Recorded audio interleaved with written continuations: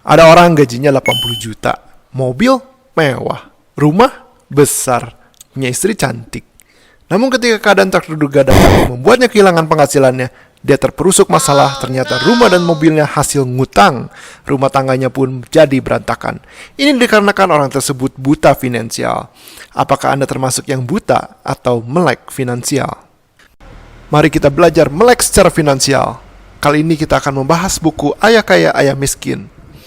Seorang investor, pembisnis, dan penulis bernama Robert T. Kiyosaki menulis buku ini. Dia mempunyai network atau kekayaan bersih sebesar 80 juta dolar atau 1 triliun rupiah. Psst, kamu tahu nggak? Dia dulu tuh nggak sekaya itu. Bahkan, dia dilahirkan dari keluarga biasa saja. Kita simak yuk bagaimana dia bisa mengakumulasi kekayaannya dan pembelajaran dia dari kedua ayahnya, yang dia sebut ayah kaya dan ayah miskin. Ya, dia mempunyai dua ayah. Yang satu adalah ayah kandung aslinya. Dia merupakan orang teredukasi tinggi, belajar ke 3 universitas dan mempunyai gelar PhD. Di sini Kiyosaki menyebut ayah kandungnya sebagai ayah miskin.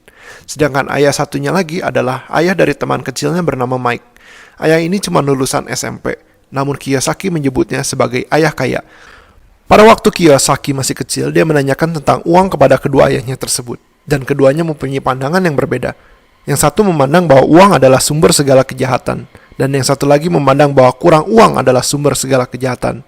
Pada waktu Kiyosaki menanyakan hal tersebut, kedua ayahnya ada di kondisi keuangan yang sama, mempunyai penghasilan yang sama, tapi yang satu akan kesulitan dengan uang seumur hidupnya, dan yang satu lagi akan menjadi orang terkaya di Hawaii. Kiyosaki dilahirkan di Hilo, Hawaii pada tahun 1947. Pada tahun 1957 dia dimasukkan ke sekolahan di wilayahnya, dan kebetulan di situ tuh tempat di mana orang kaya menyekolahkan anaknya. Dan kebanyakan anak kaya tak mau berteman dengan Kiyosaki. Dan satu lagi temannya Kiyosaki yang bernama Mike. Karena Kiyosaki dan Mike tak mempunyai gadget mainan terbaru ataupun sepeda. Melihat hal itu, Kiyosaki pun bertanya kepada ayah kandungnya. Ayah, bagaimana caranya supaya saya menjadi kaya? Ayahnya kesulitan menjawab karena dia sendiri tidaklah kaya. Setelah berpikir lama, akhirnya dia menjawab. Ya nak, gunakan otakmu. Untuk jadi kaya, kamu belajar yang baik di sekolah, sehingga kamu bisa mencari pekerjaan yang baik, cari karir yang aman, dan tunjangan yang baik. Tidak puas dengan jawaban ayahnya, Kiyosaki pun bertanya ke ayah temannya Mike. Ayah temannya ini berkata, baiklah, saya ajari, tapi dengan syarat kamu kerja ke saya. Saya bayar kamu 10 sen per jam. Pada waktu itu besaran gaji per jam sekitaran 25 sen, jadi Kiyosaki dibayar setengah dari gaji normal. Tapi dia tetap lakukan karena katanya bakal diajari cara menjadi kaya. Kiyosaki bekerja membantu di kios milik ayah kaya. Seminggu dia kerja di sana, 2 minggu, 3 minggu, sebulan. Selama dia kerja, dia belum ketemu lagi dengan ayah kaya. Katanya mau ngajarin, tapi kok saya kayak ditipu dan diperbudak gini, disuruh kerja dengan gaji sepertiga gaji normal. Ayah kandungnya ayah miskin marah melihat anaknya dipekerjakan dengan gaji minim begitu. Kamu harus minta naik gaji. Kiyosaki pun sudah muak dan merasa ditipu. Akhirnya dia temuin ayah kaya untuk minta berhenti. Dengan hentakan kaki membara dia pergi ke rumah ayah kaya. Namun ternyata yang mau bertemu ayah kaya ada banyak, maka dia disuruh menunggu. Berjam-jam dia menunggu. Makin marah saja dia harus nunggu begitu lama. Akhirnya ayah kaya memanggil dia untuk masuk. Kamu menipuku, kata Kiyosaki. Kamu bilang bakal ajarin aku untuk menjadi kaya, tapi kamu malah menipuku, menyuruh bekerja dengan sepertiga gaji standar dan tidak mengajariku apa-apa. Saya mau berhenti saja. Kata siapa saya tidak mengajarimu? Apakah saya harus mengajari dengan berbicara atau ceramah? Ini hidup sedang secara langsung mengajarimu. Apa? Kata Kiyosaki. Jadi semua ini adalah untuk mengajariku. Kamu mau mencoba menipuku lagi ya? Saya beritahu, kata ayah kaya. Kebanyakan orang menerima saja nasib mereka digaji dengan minim dan disuruh menunggu berjam-jam seperti yang kamu lakukan. Ini adalah contoh refleksi hidup kamu bila kamu terima saja nasib kamu. Saya senang kamu mau berhenti karena kalau kamu tidak muak dan tidak mau berhenti, saya akan berhenti mengajarimu. Setelah beberapa lama, Kiyosaki merasa bahwa kata-kata ayah kaya adalah benar. Kiyosaki kecil pun ditanyakan lagi, jadi apakah kamu masih mau belajar ke saya? Iya, kata Kiyosaki. Baiklah, kamu bekerja lagi tapi kali ini kamu tidak dibayar sepeser pun. Rada terkejut dengan hal tersebut tapi Kiyosaki menyetujuinya. Setelah beberapa minggu bekerja tanpa dibayar, ayah kaya datang lagi. Bagaimana bekerja tanpa dibayar? Kiyosaki ingin sekali bilang sulit dan tidak enak. Ayah kaya berkata, baiklah, saya bayar kalian 25 sen sekarang. Apakah kalian mau? Kiyosaki merasa ada yang ganjal dengan tawaran ini. Baiklah, saya kasih kalian 50 sen. Ini 2 kali gaji biasa per jam waktu itu. Wow, kata Kiyosaki dalam hati, tapi dia tetap diam. Baik, saya kasih kalian $1 per jam. Apakah kalian mau? Kiyosaki benar-benar ingin berkata mau, karena $1 per jam itu akan membuatnya jadi anak terkaya di sekolahnya. Tapi dia tetap diam. Setelah selang beberapa lama, Kiyosaki sadar bahwa ayah kaya sedang mentes dia. Akhirnya Kiyosaki pun berkata tidak. Bagus, kata ayah kaya. Jangan terperangkap akan ketakutan akan uang ataupun keserakahan akan uang. Uang adalah ilusi. Jangan biarkan perasaan takut atau keserakahan memutuskan keputusanmu dalam hal finansial. Beberapa minggu kemudian, Kiyosaki mendapatkan ide untuk membuka komik kecil di gudangnya. Ternyata di toko Kiyosaki bekerja banyak sekali buku komik yang akan dibuang. Ia meminta mengambilnya dan mengolahnya menjadi bisnis. Di bisnis tersebut, dia bisa menyewa pekerja part-time dan masih menghasilkan uang tanpa dia harus ada. Itulah bisnis pertama Kiyosaki waktu kecil yang didapat. Dan ini uang bekerja untuk dia, dan bukan dia bekerja untuk uang. Pelajaran pertama. Orang kaya tidak bekerja untuk uang. Hanya orang miskin dan orang kelas menengah yang bekerja untuk uang. Orang kaya membuat uang bekerja untuk mereka. Bagaimana caranya? Pertama-tama kita harus mengerti apa itu aset dan apa itu liabilitas. Kita semua tahu apa itu pemasukan dan apa itu pengeluaran. Sekarang kita harus tahu apa itu aset dan apa itu liabilitas. Apa? Kamu juga nggak tahu apa itu aset dan apa itu liabilitas? Ya, singkatnya, aset adalah sesuatu yang menghasilkan uang untuk kantong Anda. Dan liabilitas adalah sesuatu yang mengeluarkan uang dari kantong Anda. Mudah bukan? Baik, kita coba kuis mendadak. Sebuah rumah itu adalah sebuah aset atau liabilitas. Kalian punya waktu 5 detik untuk menjawab. Ya, apakah Anda bisa menebaknya? Jawabannya adalah bisa keduanya. Sebuah rumah yang dipakai untuk keperluan pribadi adalah liabilitas karena uang keluar untuk membayar listrik, pajak, air, dan biaya pemeliharaan. Rumah yang dipakai untuk disewakan atau usaha adalah aset karena menghasilkan uang. Dari kisah di awal, si orang yang mempunyai pemasukan besar, gajinya 80 juta, tapi kemana dia gunakan uangnya? Apakah ke aset atau ke liabilitas? Rumah dan mobil dia menghasilkan uangkah? Tidak, saudara-saudara, inilah jebakan untuk orang menengah. Mereka membeli liabilitas yang mereka kira adalah aset. Pelajaran kedua, melek secara finansial. Jadi kalian sudah tahu apa itu pemasukan dan pengeluaran. Dan Anda juga sudah tahu apa itu aset dan liabilitas.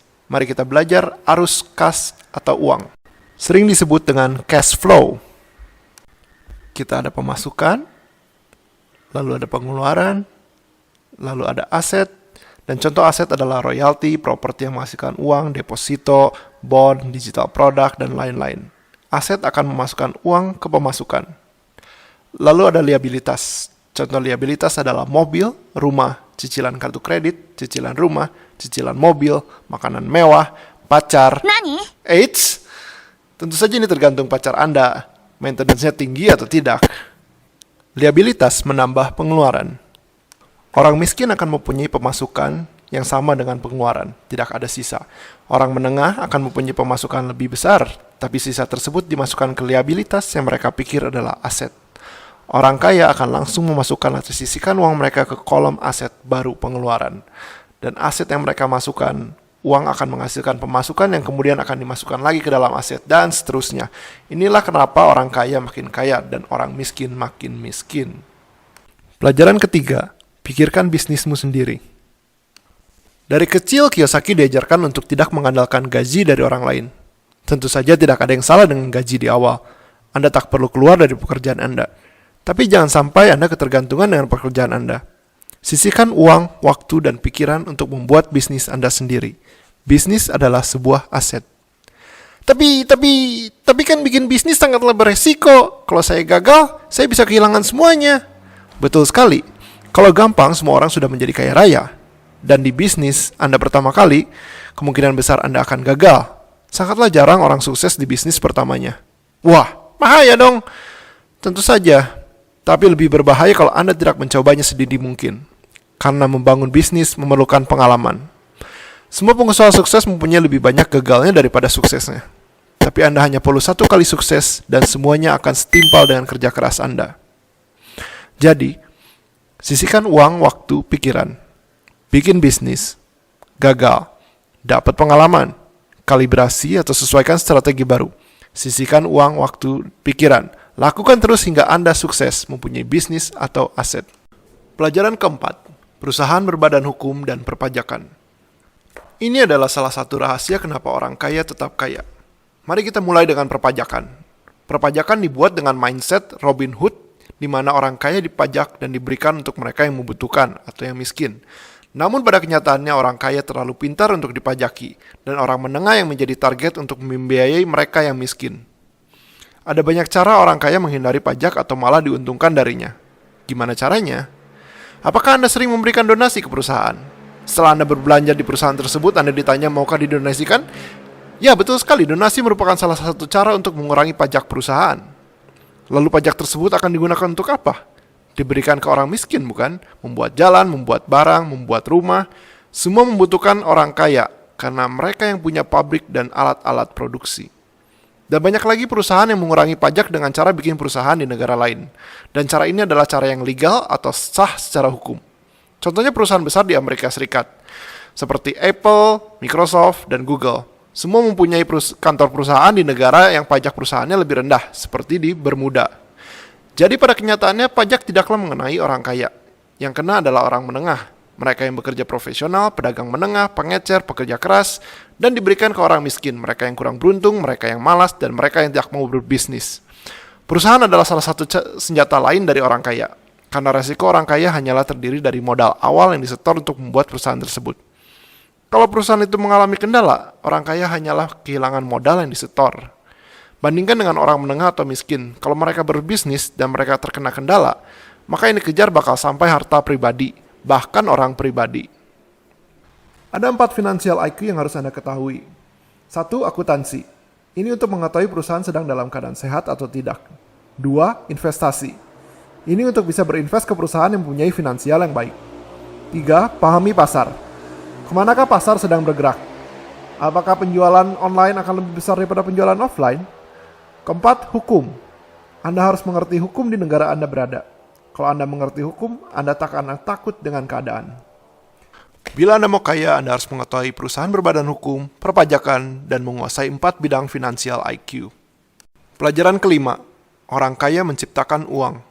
Wah, sekarang keadaan lagi sulit nih, nggak bisa cari uang dalam keadaan ekonomi sekarang. Sekarang lagi resesi atau keadaan darurat, semua orang juga lagi kesusahan. Namun, resesi atau keadaan tak menentu di mana orang takut adalah saat di mana perpindahan kekayaan paling banyak terjadi. Tentu saja ada banyak orang yang kesusahan atau kesulitan, tapi ada juga yang diuntungkan atau menjadi orang kaya dari keadaan tersebut.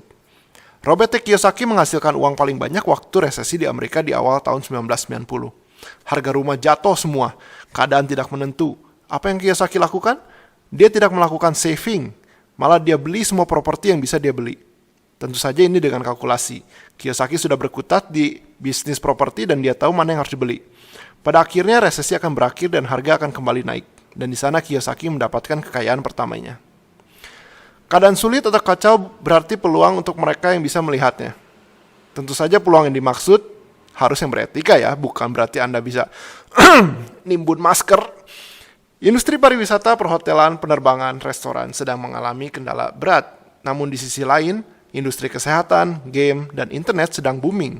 Diperkirakan sepertiga orang akan subur menjadi kaya ketika keadaan sedang sulit. Bisakah Anda melihat peluang dalam keadaan sulit sekarang? Pelajaran ke-6. Bekerja untuk belajar. Kiyosaki sangat kritis dengan pengajaran di sekolahan, yang hanya diajari untuk mematuhi guru dan diberitahu apa yang benar dan apa yang salah. Ia percaya pengalaman langsung dari hidup lebih gampang diserap daripada pelajaran di sekolahan. Bekerjalah untuk belajar, bukan untuk uang. Ketika Kiyosaki menginjak dewasa, dia berganti-ganti karir. Sempat jadi orang kantoran, sempat jadi tentara, sempat jadi pilot, dan bahkan sempat jadi sales. Semua itu dilakukan untuk belajar mengenai banyak hal. Tentang perusahaan di kantoran, tentang disiplin di militer, dan tentang cara menjadi sales waktu jadi marketing. Dia mempelajari banyak hal penting dengan langsung dari pengalaman dan bukan dari sekolahan. Kiyosaki menganjurkan beberapa hal penting yang harus dipelajari, yaitu sales, marketing, kemampuan komunikasi seperti menulis, membaca, dan bernegosiasi. Ia juga menganjurkan untuk belajar tentang manajemen. Ada 3 manajemen yang dianggap penting, yaitu manajemen sumber daya manusia, manajemen sistem, manajemen cash flow. Itulah ajaran dari buku Ayah Kaya dan Ayah Miskin. Sekarang kalian sudah lebih melek secara finansial. Apakah kalian sudah lebih banyak aset atau liabilitas? Tinggalkan jawaban Anda di komen di bawah. Share video ini ke teman-teman Anda yang masih buta finansial. Jangan lupa like dan subscribe-nya.